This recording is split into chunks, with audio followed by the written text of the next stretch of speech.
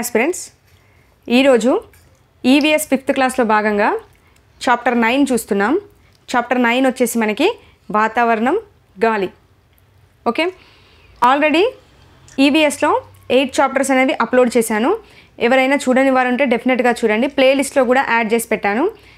So మనకి text బుక్లో ఏదైతే మెన్షన్ చేశాడో అవే పాయింట్స్ నేను ఇక్కడ ఎక్స్ప్లెయిన్ చేస్తాను. అండ్ ప్రీవియస్లో ఏ బిట్ వచ్చిందో కూడా చెప్తాను. సో వీడియోని ఎక్కడా కూడా స్కిప్ చేయకుండా చూడండి. సో ఈ చాప్టర్లో మనకి ఎంతవరకు మెన్షన్ చేశాడో 5th క్లాస్లో అదే మనం ఇక్కడ చెప్పుకుందాం. చూడండి, ఫస్ట్ పాయింట్, గాలి అనేది కదులుతూ నిరంతరం ఒక ప్రదేశం నుంచి మరొక ప్రదేశానికి వెళ్తూ ఉంటుంది. సో ఇదైతే అందరికీ తెలుసు, అంతే కదా. గాలి అనేది ఒక ప్రదేశం నుంచి మరో ప్రదేశానికి నిరంతరం కదులుతూ వీస్తూ ఉంటుంది. ఓకే, అసలు ఇలా గాలి ఒక ప్రదేశం నుంచి మరొక ప్రదేశానికి వీస్తుంది కదా, దీనికి కారణం ఏంటి అని చూసినట్లయితే అసలు ఎందువలన గాలి ఒక ప్రదేశం నుంచి మరొక ప్రదేశానికి వీస్తుంది అంటే ఇక్కడ మనకి పాయింట్ ఏంటి అంటే భూ ఆకర్షణ శక్తి కావచ్చు, భూభ్రమణం అండ్ భూ పరిభ్రమణం. ఓకే, ఇక్కడ ఈ పాయింట్స్ ఇంపార్టెంట్. భూ ఆకర్షణ శక్తి, భూభ్రమణం, భూ పరిభ్రమణం వల్ల గాలి అనేది నిరంతరం కదులుతూ ఒక ప్రదేశం నుంచి మరొక ప్రదేశానికి వీస్తూ ఉంటుంది. ఓకే, రీజన్ ఏంటి అంటే ఈ రీజన్ వల్ల గాలి నిరంతరం కదులుతూ ఒక ప్రదేశం నుంచి మరొక ప్రదేశానికి వీస్తూ ఉంటుంది. ఓకే, ఇక్కడ మనకి ఇంకో పాయింట్ ఏం మెన్షన్ చేశాడు అంటే గాలి యొక్క ధర్మాలను మెన్షన్ చేయడం జరిగింది. ఓకే, సో ఆ ధర్మాలు కంపల్సరీ చూసుకోవాలి. ఏమేమి ఇచ్చాడు అంటే గాలికి శక్తి అనేది ఉంటుంది, ఇది ఫస్ట్ పాయింట్ ఇచ్చాడు. నెక్స్ట్ ఇంకేం ధర్మాలు ఉంటాయి అంటే గాలికి బరువు అనేది ఉంటుంది. నెక్స్ట్ ఇంకో పాయింట్ ఏమి ఇచ్చాడు అంటే గాలి ఖాళీ స్థలాన్ని ఆక్రమిస్తుంది. ఈ 3 పాయింట్స్ అనేవి గాలి యొక్క ధర్మాలు. నెక్స్ట్ ఇందులోనే మనకి వాతావరణం డెఫినేషన్ ఇవ్వడం జరిగింది. సో ఏంటి అంటే వాతావరణం అంటే ఇది భూమి అనుకోండి, ఈ భూమి చుట్టూ గాలి అనేది ఒక దుప్పటిలాగా ఆవరించి ఉంటుంది. ఓకే, ఈ పొరనే వాతావరణం అని పిలుస్తారు.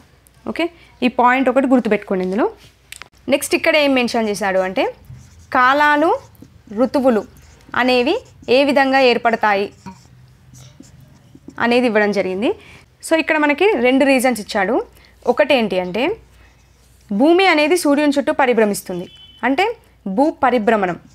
ఓకే, ఈ భూ పరిభ్రమణం ఒక రీజన్. నెక్స్ట్ ఇంకో రీజన్ ఏంటి అంటే భూమి అక్షం అనేది వంగి ఉండడం. ఓకే, భూమి అక్షం అనేది వంగి ఉండడం. ఈ 2 కారణాల వల్ల మనకి కాలాలు, ఋతువులు అనేవి ఏర్పడతాయి. అంటే భూ పరిభ్రమణం అంటే ఏంటి, భూమి సూర్యుని చుట్టూ పరిభ్రమించడం, భూమి అక్షం వంగి ఉండడం. అసలు భూమి అక్షం అనేది ఎంత మేర వంగి ఉంటుంది? భూమి ఎప్పుడూ కూడా ఇట్లా నిటారుగా ఉండదండి. ఇది వచ్చేసి మనకి 23.5 డిగ్రీల మేర భూమి అనేది ఇలా వంగి ఉంటుంది. ఓకే, అంటే ఎంత కోణం చేస్తుంది అంటే 66.5 డిగ్రీల కోణం చేస్తూ భూమి అనేది వంగి ఉంటుంది. ఈ బిట్ వచ్చేసి మనకి ఎందులో 8th క్లాస్లో మనకి క్లారిటీగా మెన్షన్ చేసిండు, ఇది అక్కడ చూసుకోవచ్చు. ఓకే, సో ఇక్కడ భూమి అక్షం వంగి ఉంది అని వచ్చింది కాబట్టి ఎంత మేర వంగి ఉంది అనేది ఇక్కడ చిన్నగా ఇన్ఫర్మేషన్ ఇచ్చాను. సో 23.5 డిగ్రీల మేర వంగి ఉంటుంది, 66.5 డిగ్రీల మేర కోణం అనేది చేసి ఉంటుంది. ఓకే, ఈ 2 రీజన్స్ వల్ల కాలాలు, ఋతువులు అనేవి ఏర్పడతాయి. ఓకే, సో కాలాలని 3 కాలాలుగా విభజిస్తారు. ఆ కాలాలు మీకు తెలిసే ఉంటుంది, చలికాలం, ఎండాకాలం, వానాకాలం. ఓకే, ఇదైతే మన అందరికీ తెలుసు. ఈ అన్ని కాలాల్లో మనకి అధికంగా వేడి అనేది ఏ మాసాల్లో కనిపిస్తుంది అంటే ఏప్రిల్లో అధికంగా వేడి ఉంటుంది, మేలో అధికంగా వేడి ఉంటుంది, జూన్లో అధికంగా వేడి ఉండడం జరుగుతుంది. ఓకే, ఇది ఒక పాయింట్ గుర్తుపెట్టుకోండి. నెక్స్ట్ చూడండి, మనకు టెక్స్ట్ బుక్లో ఇలా ఒక పటం అనేది మెన్షన్ చేశాడు. So what does it means అనేది మనం చూసుకోవాలి. మనకి ఇలా టెక్స్ట్ బుక్లో ఒక పట్టిక కావచ్చు, ఒక మ్యాప్ కావచ్చు ఇచ్చాడు అంటే డెఫినెట్గా దాని గురించి కంప్లీట్ ఇన్ఫర్మేషన్ అనేది తెలుసుకోవాలి. ఎందుకంటే ఆ మ్యాప్ల నుండే మనకి నెంబర్ ఆఫ్ బిట్స్ అనేవి ఫ్రేమ్ అవుతాయి. ఓకే, ఈ మ్యాప్ల నుండి ప్రీవియస్లో టెట్లో కావచ్చు, డిఎస్సిలో కావచ్చు చాలా బిట్స్ ఫ్రేమ్ అయ్యాయి. సో ఈ మ్యాప్ గురించి మన కంప్లీట్ ఇన్ఫర్మేషన్ వచ్చేసి 9th క్లాస్లో ఇన్ డీటెయిల్ ఇన్ఫర్మేషన్ ఇచ్చాడు. సో మనకి 5th ఎంత మాత్రం ఇచ్చాడో అదే నేర్చుకుందాం. చూడండి, మనకి భూ వాతావరణాన్ని ఉష్ణోగ్రతల్లో ఉండే మార్పుల ఆధారంగా 5 పొరలుగా విభజించారండి. సో 5 పొరలు ఏంటి అంటే ట్రోపో ఆవరణం, స్ట్రాటో ఆవరణం, మిసో ఆవరణం, థర్మో ఆవరణం, ఎక్సో ఆవరణం. ఓకే, ఈ ఆవరణాలన్నింటినీ కూడా మనం ఆర్డర్లో నేర్చుకోవాలి. ఓకే, ఇది భూమి, ఫస్ట్ వచ్చేది tropo, next strato, next meso, next thermo, next exo. దీనికి షార్ట్కట్ ఫామ్ ఏంటి అంటే TSMTE అనేది మనం షార్ట్కట్గా గుర్తుపెట్టుకోవచ్చు. అంటే TS అంటే తెలంగాణ స్టేట్, MTR మసాలా ఉంటుంది కదా, MTR మసాలా అని గుర్తుపెట్టుకోండి. లాస్ట్లో R కాదు E, ఇది ఒక్కటి యాడ్ చేసుకుంటే సరిపోద్ది. Okay, TSMTE tropo, strato, meso, thermo, exo. ఈ ఆర్డర్ పైన కూడా ప్రీవియస్ స్టెట్లో బిట్టు పడింది. సో డెఫినెట్గా ఆర్డర్ గుర్తుపెట్టుకోవాలి. ఓకే, సో ఇప్పుడు ఈ మ్యాప్లోనే మనం నెంబర్ ఆఫ్ బిట్స్ ఫ్రేమ్ చేసుకోవచ్చు. చూడండి, భూమికి అతి దగ్గరగా ఉన్న పొర ఏది? ఇప్పుడు ఈ 5 పొరలలో మనకి ట్రోపో ఆవరణం అనేది భూమికి అతి దగ్గరగా ఉంటుంది. ఓకే, ఇది ఒక బిట్. మనకి ఒక్కొక్క ఆవరణంలో ఏమేమి ఉంటాయి అనేది చూసుకోవాలి. మనకు మ్యాప్ ఇచ్చాడు కదా, ఆ మ్యాప్ని బట్టి మనం చూడాల్సి ఉంటుంది. ఓకే, ట్రోపో ఆవరణంలో మనకి ఏమేమి కనబడతాయి అని చూసినట్లయితే శీతోష్ణ స్థితి కావచ్చు, వాతావరణం కావచ్చు, మేఘాలు కావచ్చు, వర్షాపాతం కావచ్చు, ఇంకోటి బాష్పీభవనం. ఓకే, చూడండి, మేఘాలు, వర్షపాతం, వాతావరణం, బాష్పీభవనం, శీతోష్ణ స్థితి, ఇవన్నీ కూడా మనకి ట్రోపో ఆవరణంలో కనిపిస్తాయి. ఓకే, నార్మల్ విమానాలు కూడా మనకి ట్రోపో ఆవరణంలోనే ఎగురుతాయి. నెక్స్ట్ స్ట్రాటో ఆవరణం. స్ట్రాటో ఆవరణంలో విమానం కనబడుతుంది కదా, సో ఇది నార్మల్ విమానం కాదు, జెట్ విమానాలు. ఓకే, జెట్ విమానాలు అనేవి మనకి స్ట్రాటో ఆవరణంలో కనిపిస్తాయి.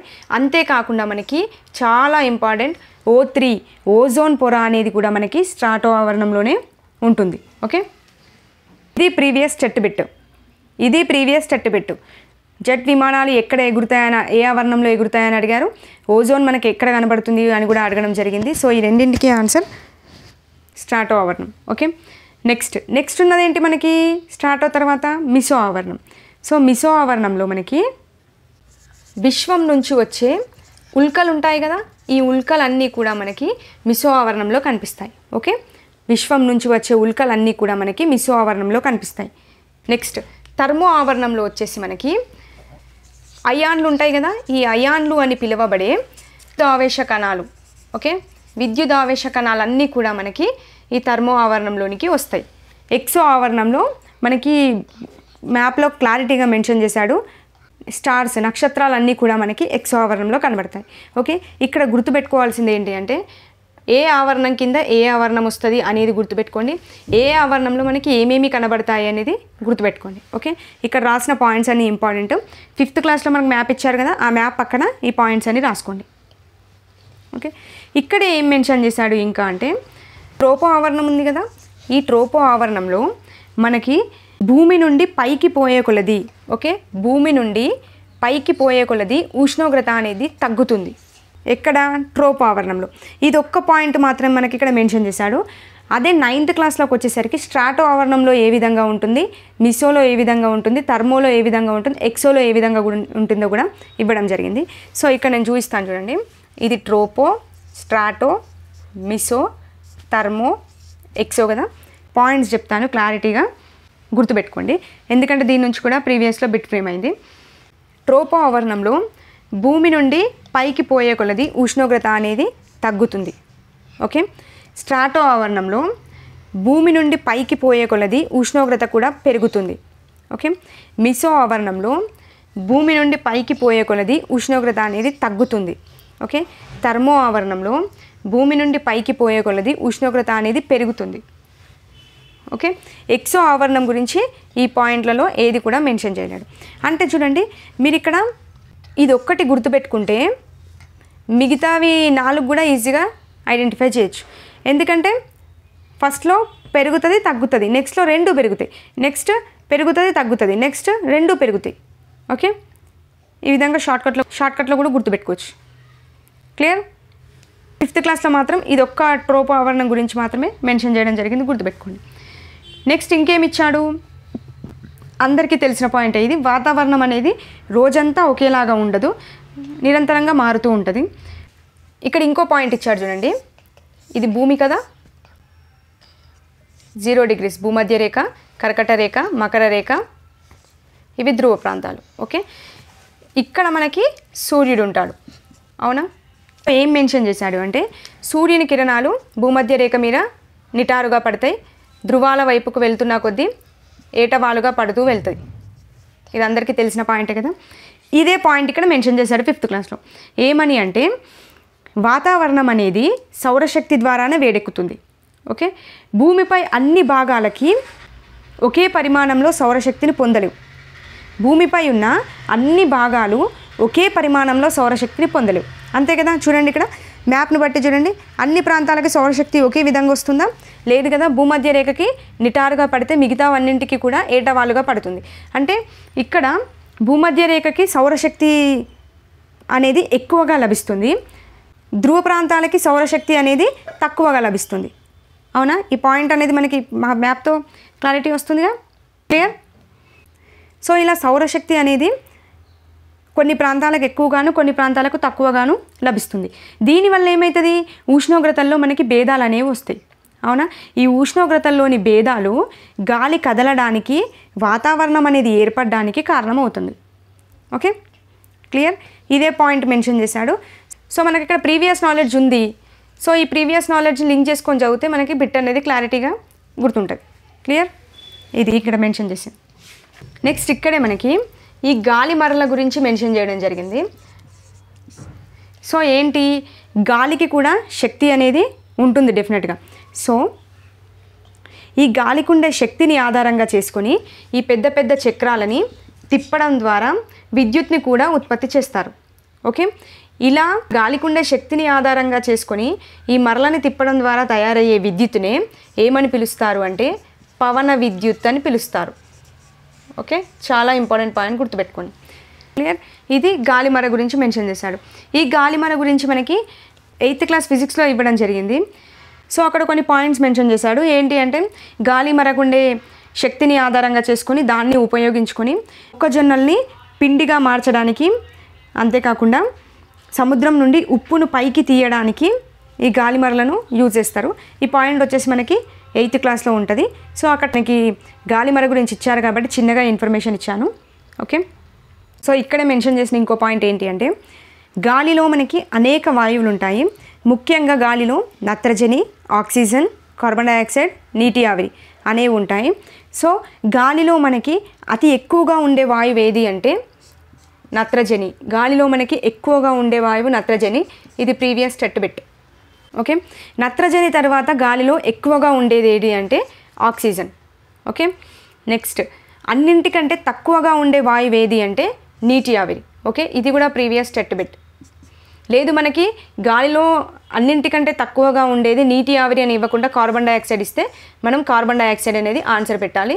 ప్రీవియస్ ఇది కూడా టెట్లో పడింది, నీటి ఆవిరి ఇవ్వలేదు, కార్బన్ డైఆక్సైడ్ ఇవ్వడం జరిగింది. ఓకే, సో ఇక్కడ గాలిలో అతి ఎక్కువగా ఉండేది నత్రజని, నత్రజని తర్వాత ఆక్సిజన్, ఆక్సిజన్ తర్వాత కార్బన్ డైఆక్సైడ్, కార్బన్ డైఆక్సైడ్ తర్వాత నీటి ఆవిరి.